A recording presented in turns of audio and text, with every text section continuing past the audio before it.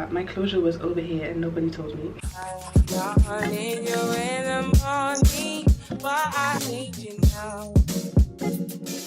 Good morning. I'm gonna make some matcha and I'm gonna start my day. When I go out and I buy like iced coffee on the go, whatever, I keep the cups and then I wash them, and I like to drink my matcha in these. I don't know why I do it, it just makes me feel all right.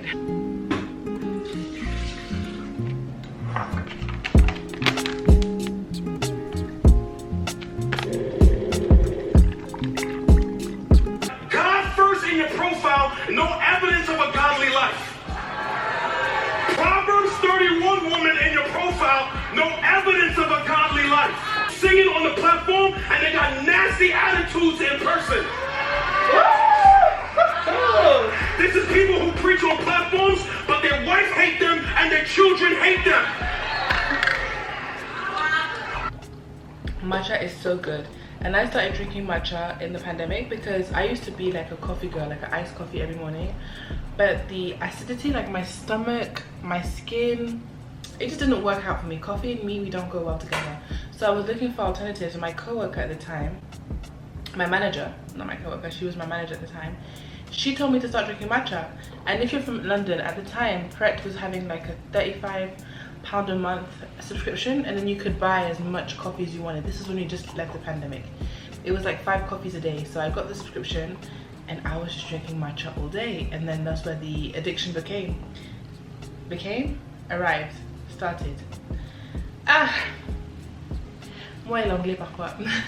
But anyway, and since then I've been drinking matcha all the time. It's so good. So I need to sweep the yard, I need to do some laundry, I need to do some work, admin bits, and then that's it. That is my day, so I hope you enjoy. I'm looking rough, this is the reality. It's too hot to put on cute clothes, so I just have this flowy boo. I don't know how you call this in English. I was gonna say in Congolese, am I okay? In Lingala, and in French we call it boo-boo. So yeah, boo-boo, hair is in a clip. That means we mean business, all right?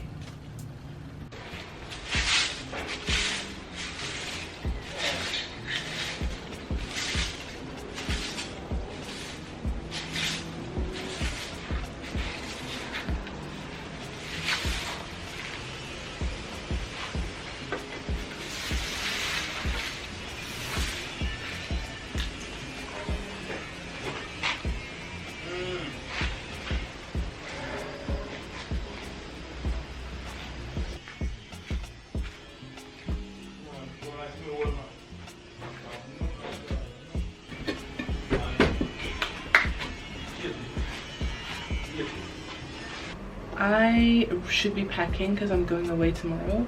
I'm going to Strawberry Fields, which I'm excited to go to. I've never been to Strawberry Fields. Sorry, I just brushed something in my eye. But I want to straighten my hair. I think even though my hair is bone straight, I need to wash it. But you know, it's just not like silky straight. And like this, I don't like that. This hair quality though, these are raw bundles. I've had this hair for a year and I don't take care of my hair very well. But look how beautiful this hair is. I just want it to be silky straight. These are the straighteners that I use. They're by Remington. They're really wide, so it's just really quick to get down. And then I also use my chasing tool to make sure my hair is bone straight. I don't have all of the products that I usually use in this hair, but I went to the beauty supply store yesterday and I bought this Cream of Nature Argan Oil Heat Protectant, and apparently this is good for gloss, shine, fights humidity.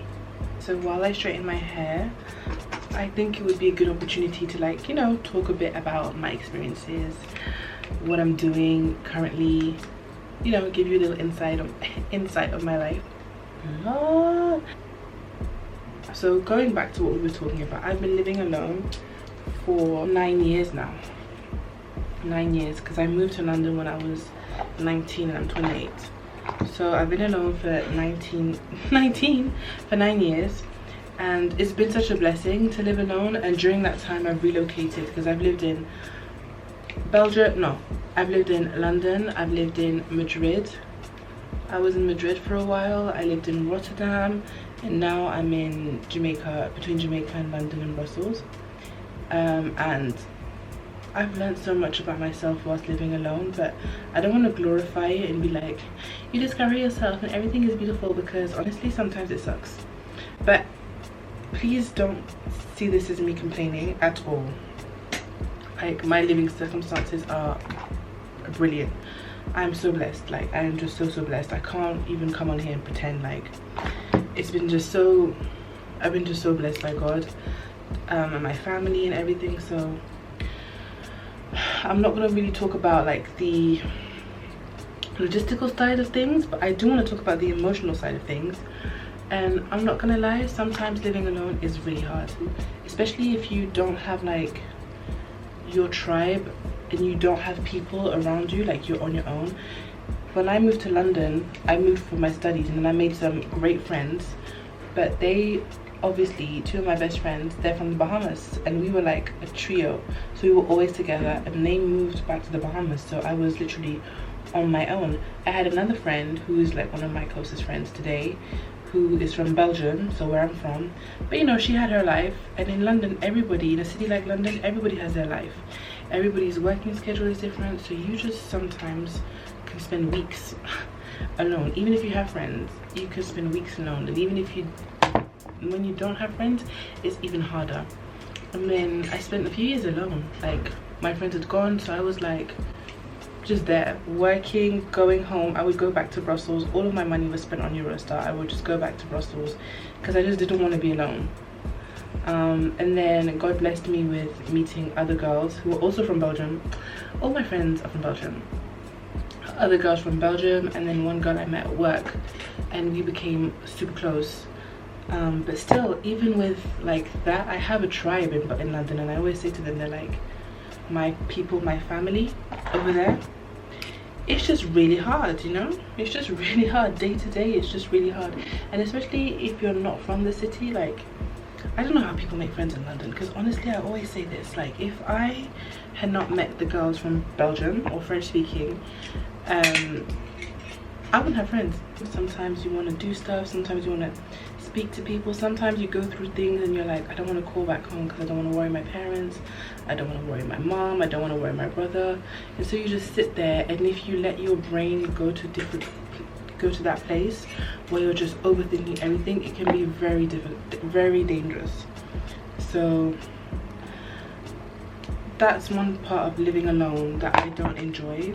I feel like as a woman, especially a woman of color, and if you identify to this, girl, go ahead, but I mean, I'm saying women of color because I feel like culturally we were brought up, a lot of us were brought up with the idea that, you know, you have to work twice as hard and blah blah blah to be just seen as good. And so you put a lot of pressure on yourself, and I know that I isolated myself so much from a lot of things because I was just scared of not being successful. If I'm honest, I was just scared of not finding a job. I was just scared of not studying well and getting good grades and graduating top of my year. I was just scared of all of these things. Like, I put so much pressure on myself to be perfect, and combine that with being alone, your brain can start acting crazy. Another thing that people don't really talk about is the culture shock. Like, I remember when I lived in Madrid, so I lived in Madrid and Rotterdam as well. When I lived in Madrid, my gosh, you wouldn't think you would have a culture shock because you're in a European country, but even just the language, and I'm not generalizing at all, like, this is my experience, but where I was, like the people in my apartment building, the people I was going to school with, because I was there for school, I was so alone. I was so alone, I was so sad, I was so depressed. Not depressed, I don't like saying that word, but I was just over it. I was just over it. And I remember praying to God, like, why? Because I've always been like a nomad. I've always moved. I don't know what it is about me. Like, I can never just stay in one situation. And the worst thing is, I'm so shy and introverted.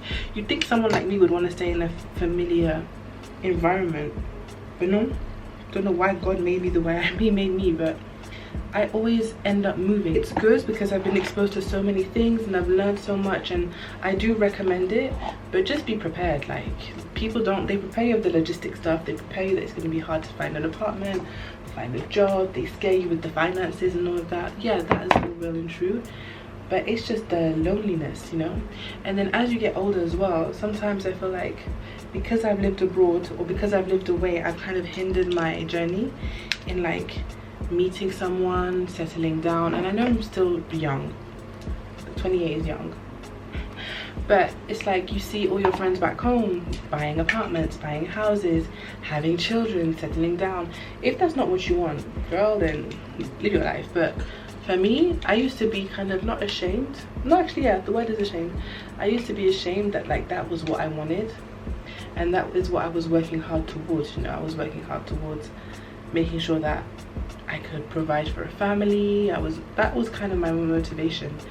And so sometimes, I'm going to be honest, when I see people back home, you know, and I see their lives and how they're settled down, and I'm still, I don't know where my forever home is going to be, I don't know where I fit in, I just have friends scattered around the world, like all of that stuff, you kind of start to think, you can kind of feel left out. And you know, life continues. Cheese and peas.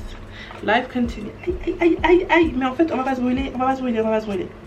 Life continues when you leave home, you know. So when you come back to your home place, you don't even feel at home anymore. I know that when I go back to Belgium, as much as I love Belgium, because Belgium is home, Belgium is where I grew up, Belgium is where my family is, like Belgium is Belgium. Je suis de Bruxelles through and through.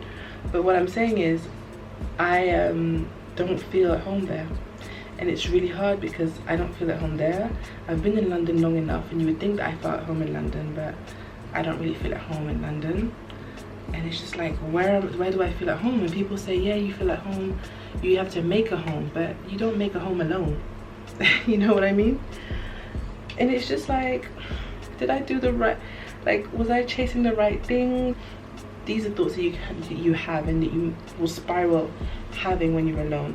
But then afterwards, you also have to like come back to reality and say, this is not important. Like, there's so much more important things going on in the world. These are really not problems to have, like, to complain about. But on the other hand, even if in the grand scheme of things they seem stupid and like it's not important, like, you know, you have a roof over your head, you're healthy, you've got whatever you need, feeling like a sense of belonging, you can't buy that, and that is really hard. And I feel like when you live alone, sometimes you can get comfortable in your loneliness or in your alone time, or sometimes you can realize that, like, wow, why am I actually doing all of this? I don't know, maybe it's not making sense, but that's how I feel sometimes. No, let me not lie, that's how I feel. But then again, my faith, God's telling me that I'm doing this for the right reasons, and I made the right choice to leave and live where I live and do what I'm doing. But it is difficult, you know. And then it's hard to also admit that you want certain things, like you want a certain comfort of life, you want a certain job, you want a certain person, you want certain things, and to get those things you have to move. And sometimes you can feel like, am I superficial for not settling, but not being okay with what I can get here? Like, that's how I feel about Belgium. I love Belgium with all of my heart, but I feel like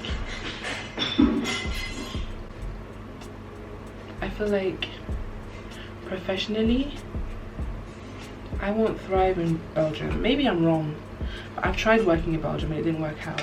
And you know, it's a country where you have to go to certain schools, you do a certain curriculum. Like, it's not like in the UK where you can literally be nobody, like do nothing, and just if you have experience you can work your way up. In Belgium it's still very old school, and you know, like, I made the choice to not do certain studies, or I decided to study abroad, and even that like limits your choices, I want to say, you know. So it's really difficult, but it's not the end of the world. Like, I'm fine. But so these are things that I think about often. For me, like, I was speaking about the feeling of home. Home for me is Jamaica, which is wild because I wasn't born here and I've never lived here long term. but this is my home. Like, this is where I feel the most at peace. This is where I feel the most at ease. But ain't nobody here. My family isn't here, and people say, yeah, but you need to do what's good for you and go where you feel the best. Okay, I agree, but I also want, as I said, community. And it's just hard figuring out what works, you know? So many questions, so many potential answers, and it's just hard to navigate. Yes, this hair is gorgeous. It's just hard to navigate. And being alone is a blessing, because at my age I don't have any responsibilities. I don't have a husband, I don't have a child, I don't have anything, even though these are the things that I dream of. And I don't idealize them though. Like, I'm focusing on myself and I'm doing what I have to do to establish myself, but I'm not gonna sit here and pretend like I'm not lonely at night. I'm not lonely on the weekend. Like, can't just be like, Mom, let's go for dinner, we don't live in the same country. And that's a choice that I made, by the way, so I'm not being bitter about it, but it's just my reality. And it's just like, did I make the right choice? I don't know. But it's just, I think, choices that you make as you grow up, and you have to put yourself first, but you also have to know truly what is for you, and also like know who you are as a person. For so long I've disguised my identity as being a big sister, an older sibling, like a go-getter at work, all of that I just didn't really cultivate what works for me. And now that I'm doing that, I'm just like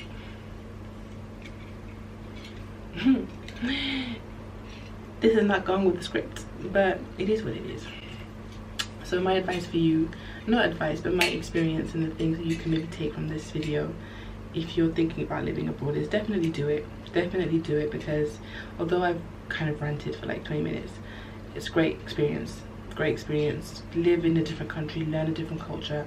It opens your eyes to so much. Honestly, since, for example, moving here in Jamaica, my eyes have opened so much on so many things.